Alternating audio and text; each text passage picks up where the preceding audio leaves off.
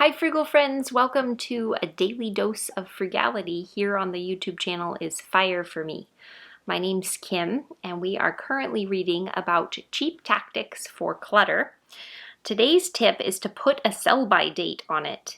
If you have some items that you're thinking about getting rid of but aren't quite sure, put them in a box and label the box with a date 6 months or a year in the future. If that date passes and you've never even looked at the items, it's safe to sell them. After all, at that point, the items are no longer an active part of your life and are just taking up space and holding value that you could be putting into saving for the future or reducing debt. I'm a huge proponent of tossing things that we haven't used for a year. And I think sometimes that makes Jessie a little bit nervous because there are things that you use maybe once every year and a half or 2 years. And for me, I just look at it, and if we haven't used it in a year, which I have a notoriously bad memory, so it could have really only been 4 months, I'll just get rid of it. And so I feel like we're always kind of sort of at odds about what to do with stuff.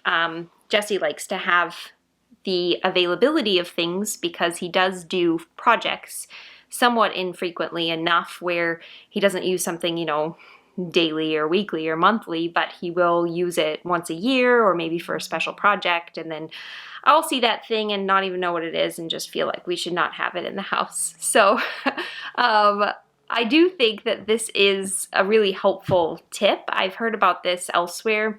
Someone recommended that you don't even open the box, because once you open it, then you're going to be like, oh, this thing that I used to use for blah, blah, blah.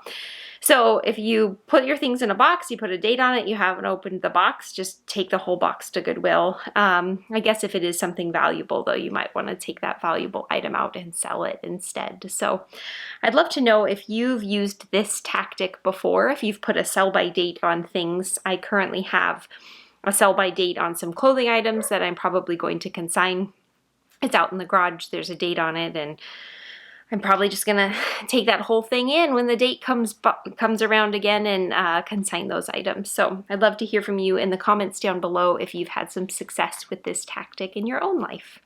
I will see you back here tomorrow for another daily dose of frugality. Thanks for tuning in.